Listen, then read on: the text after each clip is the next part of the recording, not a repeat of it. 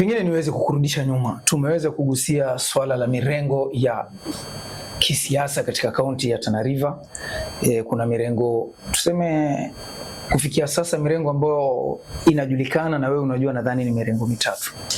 Mrengo wa kwanza tuseme iko na kabila mbili, mrengo wa pili iko na kabila mbili, kuna mrengo iko na kabila tofauti tofauti. Pengine kama wewe nafasi ungepewa, licha ya kuwa wewe uko upinzani, ungejoin mrengo upi? Nilikwambia mimi sipigi upato siasa ukabila. Lazima nitaangalia taswira ambao mrengo hizo zinaonyesha. Kama mrengo zitaonyesha taswira ya kabila ama jamii fulani, basi mimi sitaupigia upato.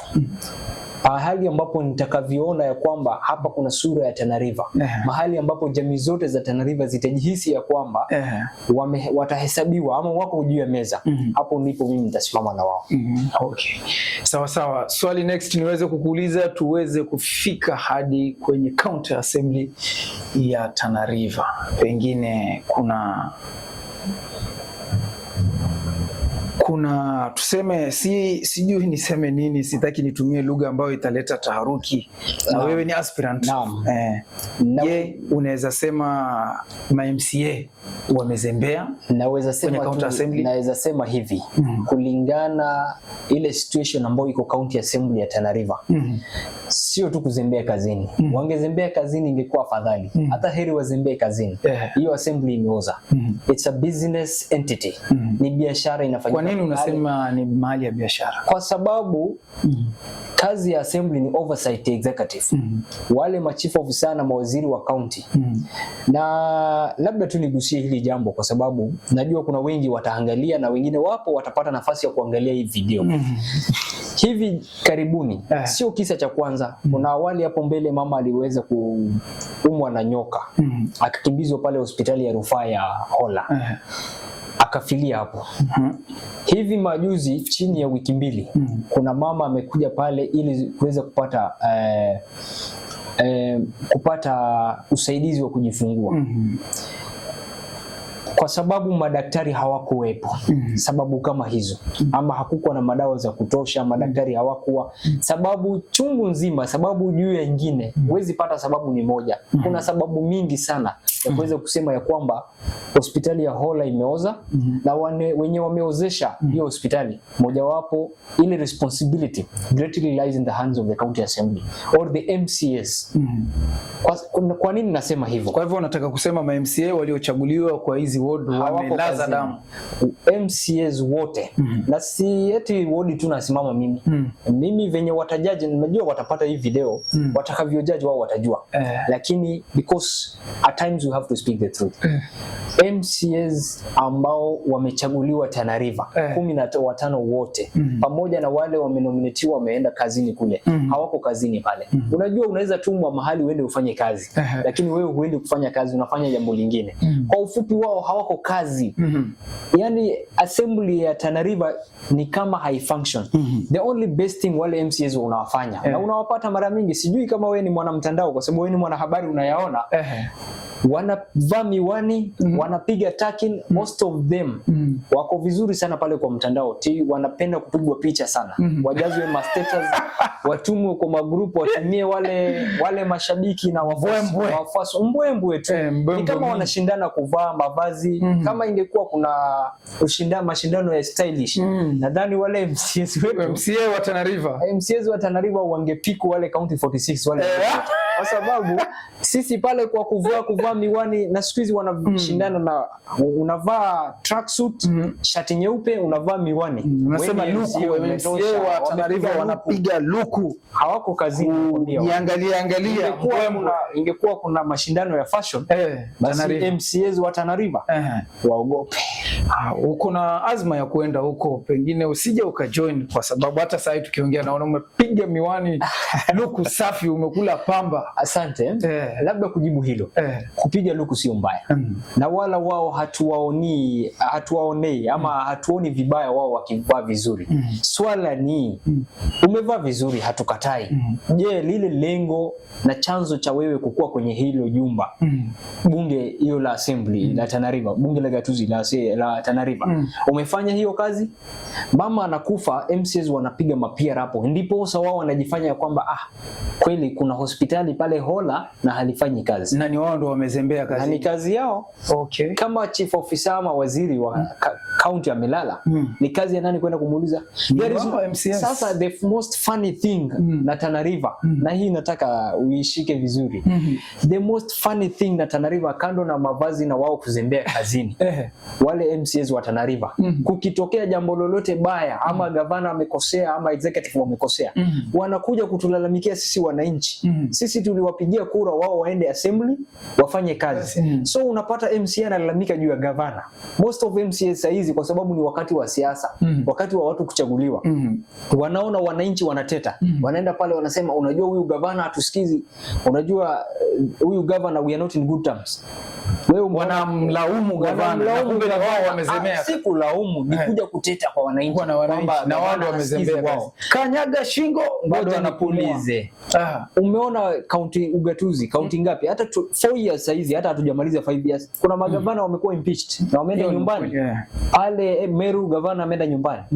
Kwa hivyo wewe leo hii ingekuwa kwa pale kazi ya kwa nini MCA unakuja kulalamika wananchi ya kwamba gavana sijui hasikizi wewe, ukitaka kufanya miradi gavana wanasema the executive is not in good faith with us. We know we are not in good terms with this government. Which government? Wanakuja the governor is under your oversight. Kama hafanyi na there are possible and viable charges against the governor, why don't they impeach the governor?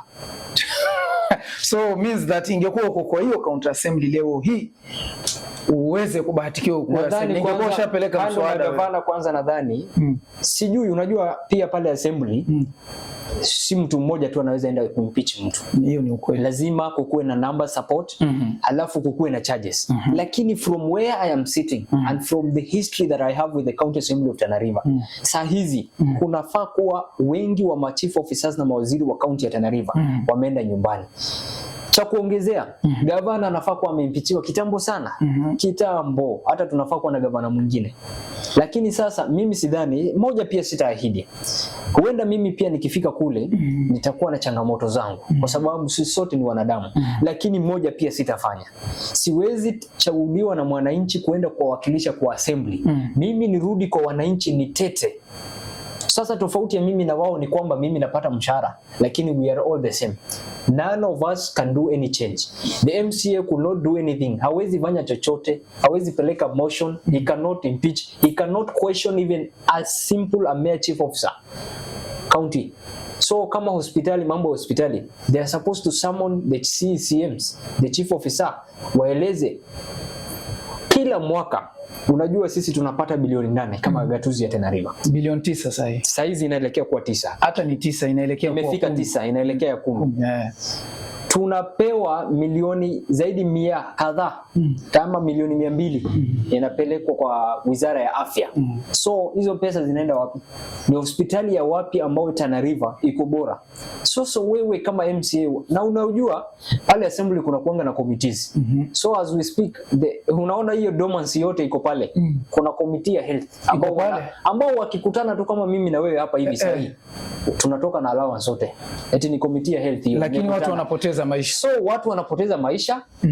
County national government inatuma pesa. The Senate inafanya, senator wetu I think at times you have seen him kwa assembly akiongea mawili, atuulizia pesa nyingi tu mwe Tana River. Sasa pesa inakuja bilioni 9 Tana River.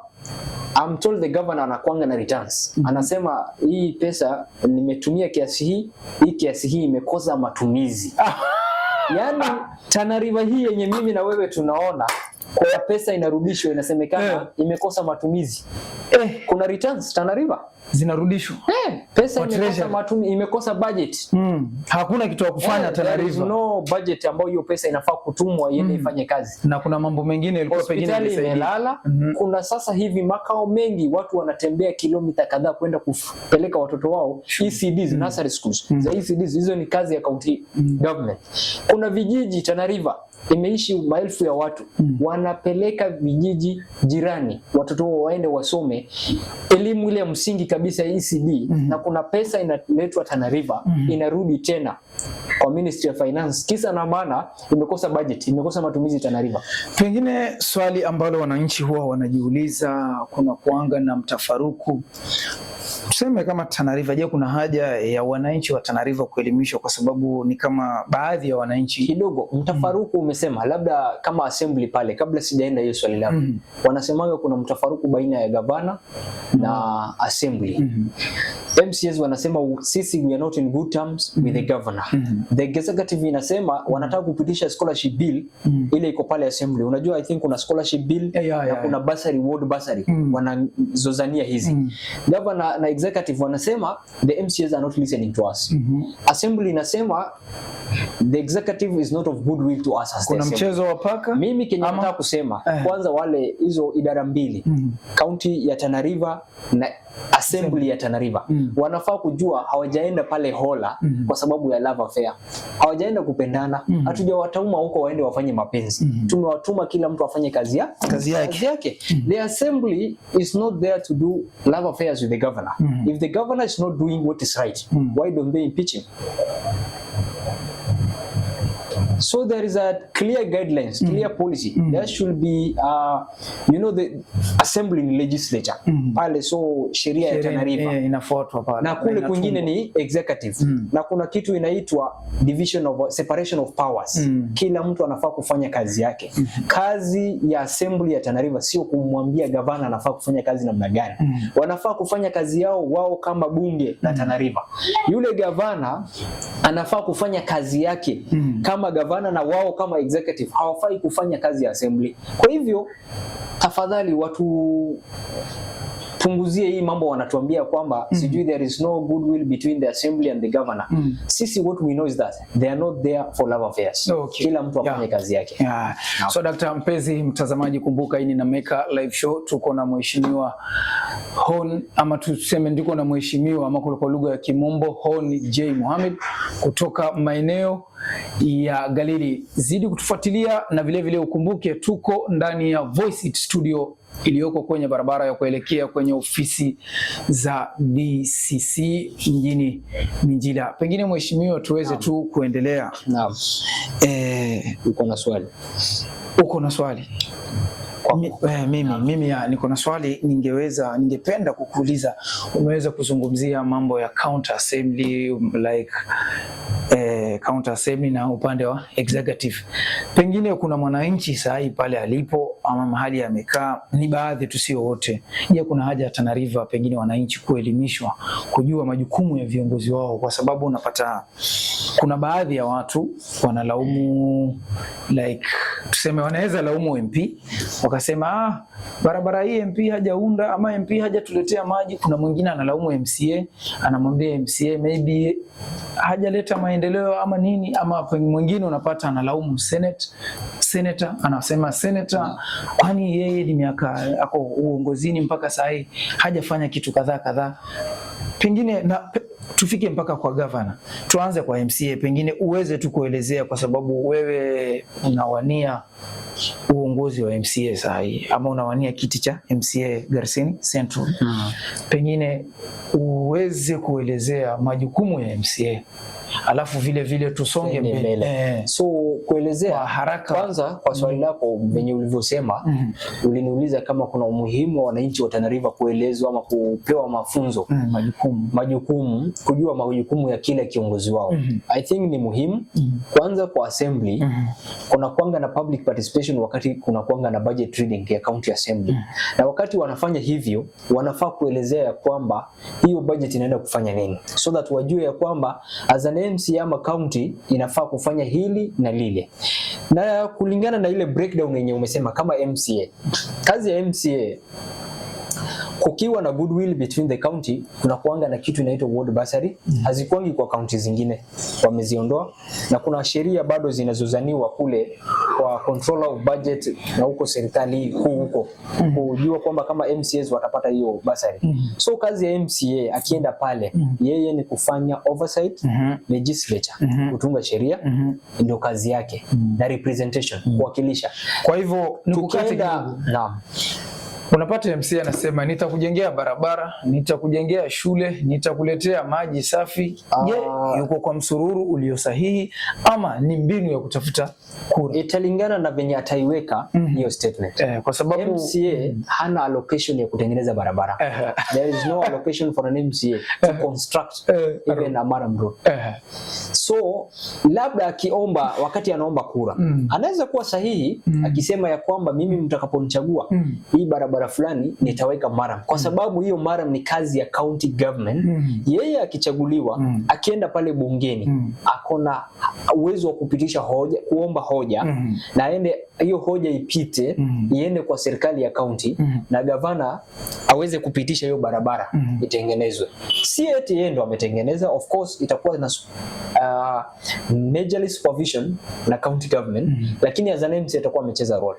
Lakini inafaa iwekwe wazi, kama sio kazi ya MCA, hafai kusema ya kwamba mimi nitatengeneza barabara. Anafaa iweke wazi, aeleze vizuri ya kwamba mkinichagua mimi nitapeleka hoja ya barabara fulani kutengenezwa. Hiyo ndio lugha sahihi inafaa. Hiyo ndio lugha sahihi, kwa sababu wananchi wamekuwa wakipiga kura, unasikia elimu bora, nitaboresha elimu, nitawajengea barabara. Italingana ataboresha elimu vipi, kwa sababu akona ward bursary. Akitumia ward bursary vizuri, huenda ameliboresha elimu. Lakini labda akisema yeye atajenga mashule, atajenga secondary school, primary schools kwa maeneo ambazo hazikuwa na hizo shule, itakuwa ni uongo. Hakuna allocation kama hiyo kwa MCA. Unakanyaga shingo. Mimi nasema mambo ni matatu kwa MCAs. Legislation, oversight na representation. Legislation inamaanisha kutunga sheria. Kama saizi kuna sheria ya makaa nini hapa Tana River wanapitisha, kuna sheria ya mambo na livestock inapitishwa. Hiyo ni legislation. Ni mambo ambayo wao wanaitunga pale assembly, inakuwa enforced huko kwa ground. Representation kama saizi kama kutakuwa na issues hapa kwa ward yangu, inabana watu wangu ambao nawawakilisha, nafaa kupeleka pale motion ama question, kuuliza yule chief officer ama waziri husika kwamba mbona kuna swala fulani linaendelea aliko vizuri kwa ward yangu. So kama ni waziri wa CCM wa ardhi, kama ni CCM wa education, agriculture, CCM wa wapi. So hiyo ni representation. Kuna oversight ambao sasa, this is the great role of an MCA. Oversight serikali ya gatuzi ya county, from chief officers, from CCMs to the governor, the deputy governor, in short the county government. Hiyo ni kazi ya MCA, na hiyo kazi kwa sasa haiko pale kabisa kwa assembly yetu. Hakuna kitu inaitwa oversight inafanyika, na representation haiko, kwa sababu hatuwakilishi wananchi, hawahisi ya kwamba wanawakilishwa pale assembly. Same way there is no legislation, kwa sababu hawatungi sheria. Kwa hivyo kazi za MCA ni hizo tatu. Pengine ukisema hawafanyi hiyo majukumu, I think wale wote ni wasomi. Sio wote. Sio wote. Kwa nini unasema hivi? Mimi najua wote ni wasomi. Sio wote wasomi. Hiyo sasa labda itaturegesha kwenda kuangalia files zao. Lakini hiyo itaturegesha twende kuangalia files za MCAs wamefika wapi. MCAs ni wasomi, kuna walimu pale, siwezi kataa huenda kuna mwenye amesoma pale tayari. Mimi najua kuna mwenye pale ako na degree yake. Kuna mwenye alikuwa student na hiyo university ameenda kufanya I think anaitwa tusitaje jina. Wasomi wapo. Wasomi wapo, waliosoma wapo, lakini usitumie statement ya kwamba wale MCAs wako wote ni wasomi. Sawa tu kimbia hapo, kwa sababu ya uongozi, kwa sababu ni ya uongozi, na sio tu MCAs peke yake, kokote masomo peke yake sio uongozi, haiwezi kupatia uongozi bora. Okay. Sawa. Moja kwa moja tuende kwa siasa. Tuingie kwa wazee kidogo, siasa na wazee wa Tana River. Pengine kuna tuseme tu, wacha tutaje kabila, tuseme Wardei wako na wazee wao, Worma wako na wazee wao, ndio Wapukumu wako na wazee wao. Kila mtu ikifika time anakuambia wazee wamesema, wazee wamesema. So ni hawa wazee ndio wanafanya sisi tunachagua viongozi wasio sahihi, ama wananchi wanachagua viongozi wasio sahihi? Kwa sababu nikikwambia hivyo, wewe sasa pengine unataka kuwa kiongozi, uko na mwenzako pengine pia anataka kuwa kiongozi, mnatoka ward moja, lakini background ya yule ama yule huo mwenzako akionekana hivi pengine hana tajriba au uongozi na wewe pengine, lakini wazee wamempitisha yeye. Wazee wanaharibu siasa ya Tana River ama wanachangia kuharibu hivi? Ile uongozi mbaya ambao tuko nao hapo Tana River imechangiwa pakubwa na masuala la wazee. Tulivyosema hapo awali, tuko na Gasa, Council of Elders mingi sana. Kila jamii iko nayo hapa Tana River, na wamekuwa, ni kweli wamekuwa wakichangia katika uongozi wa Tana River na some parts za Kenya pia. Sio tu Tana River peke yake, lakini kwa sababu tunaongelea Tana River, hao wazee wamechangia. Hatukatai wale Council of Elders, tunawaheshimu. Kama mimi jamii ninatoka kuna Council of Elders, I have total respect for the Council of Elders of my community. Lakini it is not just political. Inafaa kuwa hao wazee wanaongoza jamii na kuelekeza jamii kwa social issues. Tunajua kuna social issues kwa jamii, kwa mambo ya kijamii ambazo sizo za siasa, maybe some if there are religious issues, lakini when it comes to political issues, I think at our century today, I think the elders should should differentiate this, because they should bring in the younger generation into such discussions. Wasikae wazee peke yake kwa Gasa waseme sisi tumepitisha fulani. Ni wakati mzuri ama wakati mwafaka, kwa sababu ya vile dunia inavyoenda. Kila wakati iko na mwendo wake. Ile mahali tuko sasa hivi ni vizuri wakati elders wanakaa, hao vijana waweze kuhusishwa. Yani in short nasema ya kwamba vijana wanafaa kuhusika katika uchaguzi wa viongozi hapa Tana River. Sawa. So Dr. tuingie madukani kidogo. Mpenzi mtazamaji wa channel yetu ama unayetufollow kupitia Nameka, ukurasa wetu wa Nameka Live Show, tunakupeleka moja kwa moja. Ukihitaji biashara ya kuku na mayai maeneo ya Hola, unaweza kutembelea duka la Mr. and Mrs. iliyoko katika barabara kuu ya kuelekea shule ya msingi ya Laza, ama vile unaweza kuwasiliana nao kupitia 0704020538. Narudia tena kwa lugha ya Kimombo 0704020538. Unaweza ukapata kuku safi, kuku maridadi na vile mayai kwa bei rahisi maeneo ya Hola kwenye barabara kuu ya kuelekea shule ya msingi ya Laza. Ukumbuke duka hilo ni Mr. and Mrs. Mheshimiwa, tuko katika harakati ya kumalizia, pengine tuweze kuelekea katika wodi yako ya Garseni Central. Pengine iwapo utaweza kuwa kiongozi, pengine watu ama wakaazi ama wananchi wa Garseni Central watarajie nini kwenye uongozi wako ama kwa uongozi wako? Watatarajia, nitawaomba na watatarajia endapo watanipatia hiyo nafasi. Watarajia kwamba kutakuwa na utofauti wa uongozi.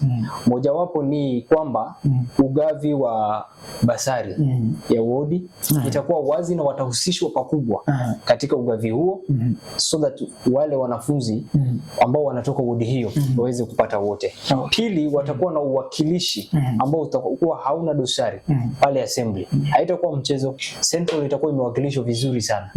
Kama hao magavana ma CCM ma chief officers watacheza na watu wa Central, kuna shida yoyote itatokea, basi kama ni mbaya itakuwa mbaya kule assembly. Endapo watanipatia hiyo nafasi. Kwa hivyo hatutatarajia pia wewe venye umeongelea wenzako, umewakashifu wenzao, unaweza sema pengine madai ya kuwakashifu. Niko na imani ya kwamba hatuwezi kuwa sawa. Yes, niko na imani hatuwezi kuwa sawa. Na kwa sababu jamii kuwakilisha sio tu utakapopewa nafasi. Hata hivi saizi hatujachaguliwa. Iko mahali tunawakilisha watu. Iko vitu tunafanya. Kuna maovu ambayo tunaviona kwa jamii, hatunyamazi. Na pia mara nyingine inahitaji tu mtu jasiri ataongelea jambo. Kwa hivyo uongozi sio tu ngoje paka uchaguliwe. Bado still we are working with the community. So kuna tofauti tayari kati yetu na wao. Tuseme umepata nafasi leo, ni kiongozi, uko madarakani, umechaguliwa, ushaapishwa. Siku 100 ya kwanza kwenye ofisi yako, nini ungependa kufanyia wananchi wako? In my 100 days in office, I don't want to promise. If you remember, I told you before, and I want to reiterate. Mimi ni mtu wa upinzani, mimi ni mtu wa Wiper. So hii 100 days umeniweka kwa mdomo, ni maneno inatumika sana na huyu jamaa mwingine. Lakini because you have asked me a question, I'll have to answer, I'll have to respond. In my 100 days, I believe Mungu akitupatia uwezo, in my 100 days there are issues ambao mimi nimeipatia priority pale Garsen Central. Mojawapo ni maji. Kuna maeneo ya Garsen Central ambayo iko na shida ya maji. Na maji iko chini ya ugatuzi, iko under devolved government, iko chini ya county. So nitaenda ku advocate maji ipatikane kwa hizo vijiji. So I think sio zote. So kuna vijiji mimi ninajua na wakazi wa Central wanajua kuna maeneo fulani ya kuna shida ya maji. So in my 100 days, some of my priorities are kuwe na maji hayo maeneo. Kuna maeneo hayana ECD centers, tutahakikisha kwamba yamekuwa. I'm going to advocate for it. So wakuwe na imani ya kwamba siku zangu 100 za kwanza kutakuwa na advocacy mingi sana. Pengine unawaambia nini wananchi wako wa Garsen Central na vile vile shabiki wetu anayetutazama kupitia Nameka Live Show ndio tuweze kufunga? Kwa wana Central na wale wote wanaotutazama ambao wamepata nafasi ya kukua na sisi kupitia labda mtazamo wao hawako na sisi hapa sasa. Ninawaambia kwamba kwanza watu wa Garsen Central, ninaomba kura yenu, mtembee na mimi hii safari, tutembee pamoja, tuiboreshe Central yetu kwa sababu ni yetu sisi sote. Kwa watu wa Tana River nitarudi tena niwaambie ya kwamba ni wakati mwafaka wa kuchagua viongozi pasi na kuangalia jamii ya makabila wanapotoka. Ni wakati wa kuipatia Tana River mtazamo tofauti. Asante. Asante sana. Tumeshukuru. Amekuwa ni Mheshimiwa J Mohamed kutoka maeneo ya Galili, kama sijakosea umesema kijiji ni Galili, Garsen Central. Ni mchipukizi ama ni mkereketo wa masuala ya kisiasa, vile vile ni aspirant wa MCA kule Garsen North. Bro, mimi nakutakia kila la heri. Garsen Central bro, mimi nakutakia kila la heri kwenye safari yako ya siasa. Mungu akujalie ushindi. Pia Mungu akujalie uweze kuwakilisha wananchi wako vizuri, mahali kuna dosari uweze kurekebisha. Na vile vile kama kutakuwa na mwingine pia, wewe tunakutakia ushindi, na mwingine pia kama atakuja pia tunamwombea ushindi, kwa sababu itakuwa tunamhitaji mahali kama hapa. Mpenzi mtazamaji, kumbuka hii ni Nameka Live Show. Ungana nasi popote pale ulipo kwenye ukurasa wetu wa Facebook, tunapatikana kupitia Nameka Live Show. Vile vile upande wa YouTube tunapatikana Nameka Live Show, na upande wa TikTok makao makuu kule pia tumekita kambi, tunapatikana kwenye page yetu ya Nameka Live Show. Mimi mwenyewe naitwa Abdulaziz Nameka. Zidi kutufuatilia kwa uhondo zaidi, na vile vile ukumbuke channel yetu hii tunakuletea matangazo aina yoyote ama matangazo yote ya biashara, masuala ya dini, viongozi wa kisiasa ndio tunaowahitaji sana. Kanyaga shingo bado wanapumua.